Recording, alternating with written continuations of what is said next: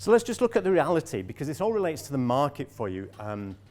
In terms of the UK, I've tried to use Welsh figures where I can, but often other places like England and Scotland actually have tended to do a little bit more, but I've used Welsh figures where I can.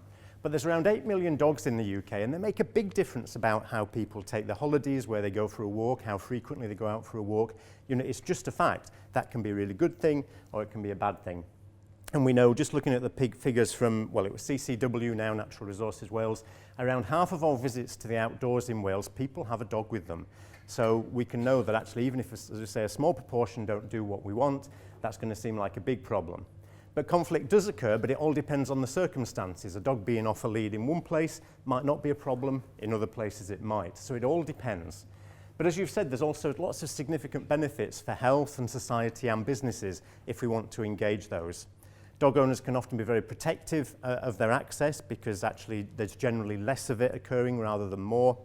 And what I'll put this out is actually, you know, with half of everybody going out each day having a dog with them, if all of those were causing problems, it would be like dog Armageddon. You wouldn't be able to, you know, walk without treading in poo.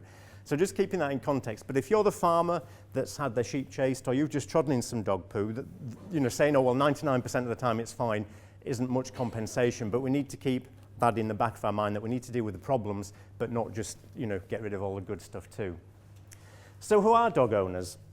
Again, goes across all socio-economic groups, so as service providers as well, there can be people potentially with not much opportunity to spend, or actually quite a lot of opportunity to spend it. It goes across all levels of society.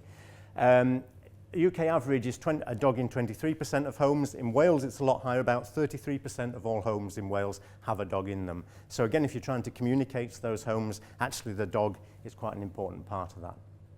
And then dog walkers, when they're in the outdoors or even on holiday, sometimes they can be seeking the companionship of other doggy people, but others can be antisocial dog walkers like me, whereas if I've been talking to a whole load of people all day, actually I want a bit of quiet time on my own with my dog at the end of the day, and that's fine too. Again, you'll be having some first-time visitors, be it to Cowbridge or to wherever you are. It's like, okay, I'm new here, where can I go? Where can my dog be off lead? Where are the bins? That sort of thing. They will respond to the environment differently to actually people who live here all the time and know what the rules are, which might be unwritten or not very clear.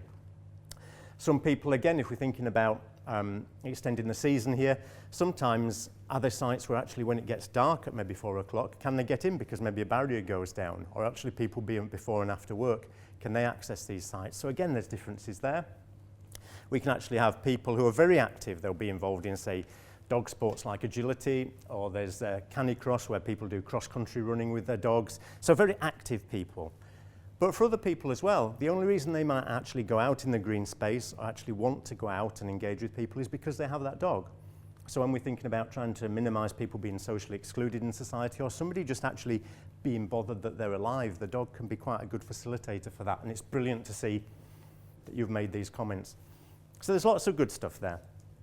And just looking at some of the dog, particularly about holidays and travel, 89% of dog owners take their pets on holiday. 10%, I love this one, 10% would rather leave their partner behind than their dog. Don't ask my partner what my answer would be.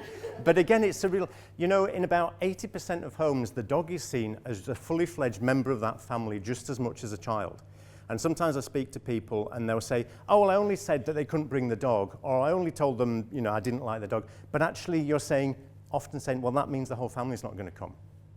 And there's no pressure to say you need to be dog friendly. It's entirely your choice, but you just need to remember that that isn't just about the dog. It's often about the family. It's a bit like when you're saying, somewhere you can't bring wheelchairs in or whatever. Actually, if you've got a family group that's with an older person or person with limited mobility, you're excluding the whole lot, not, you know, rather than just leaving some poor person outside while everybody goes in.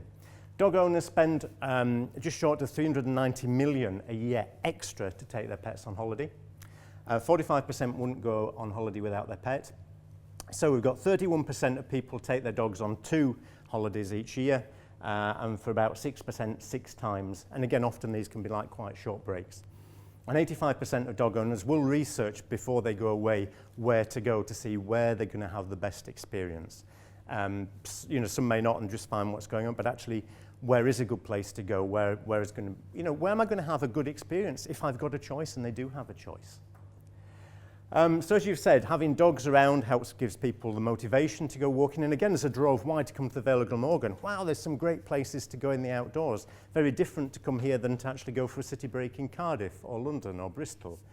All these sort of things, confidence to use the brilliant outdoors. So all lots of stuff that's really good. And that's why people are so passionate about their dogs.